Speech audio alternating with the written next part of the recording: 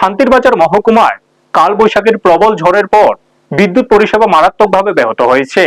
একাধিক এলাকায় ঘন্টার পর ঘন্টা বিদ্যুৎ না থাকায় চরম ভোগান্তির শিকার হচ্ছেন সাধারণ মানুষ। মহকুমায় দুটি বিদ্যুৎ দপ্তর থাকলেও একটি শান্তিরবাজারে এবং অন্যটি জোলাইবাড়িতে পরিষেবা স্বাভাবিক করতে দপ্তরের পক্ষ থেকে যথাযথ উদ্যোগ নেওয়া হচ্ছে না বলে অভিযোগ উঠেছে। বিশেষ করে মুহুরীপুর কলোনি এলাকায় টানা প্রায় দীর্ঘ সময় ধরে বিদ্যুৎ নেই। বিষয়টি বারবার জানানো হলেও কোনো কার্যকর ব্যবস্থা নেওয়া হয়নি বলে স্থানীয়দের দাবি। এই পরিস্থিতিতে ক্ষুব্ধ বাসিন্দারা জোলাইবাড়ি বিদ্যুৎ দপ্তরের কার্যালয়ে গিয়ে বিক্ষোভ প্রদর্শন করেন। তাদের অভিযোগ, দপ্তরের এসডিও বিশ্বনাথ রিয়াং ও সিনিয়র ম্যানেজার গোকুল লস্করের গাফিলতির কারণে এই দুর্ভোগ দীর্ঘস্থায়ী হচ্ছে।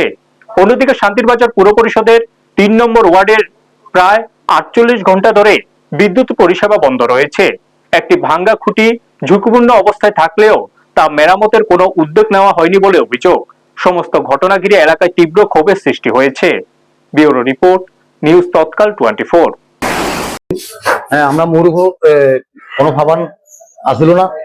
যাই হোক, আমি গত বছর জুলাইবাড়ি আসলাম। জুলাইবাড়ি থেকে যাওয়ার পরে প্রায় রাত ৮টা ৮-৯টা পর্যন্ত আসলাম। তারা লাইন দিবে কোথায় না, এবং আজকে সকালেতে লাইন দেন না, গতকালও দিছি না।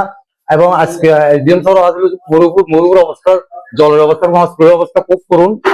এরপরে যে আমি ডিএম স্যারের লগে, এসডিও স্যারের লগে এবং সিনিয়র ম্যানেজারের লগে কথা কইয়া, কথা কইয়া কন্ট্যাক্ট করছি। বিকেল থেকে লাইন দিব, আমরা মুরুগুর কাজ শেষ হয়েছে। তার দিবে কই রাত্র প্রায় ৮টা বাজে, এখনো পর্যন্ত লাইন দিছে না।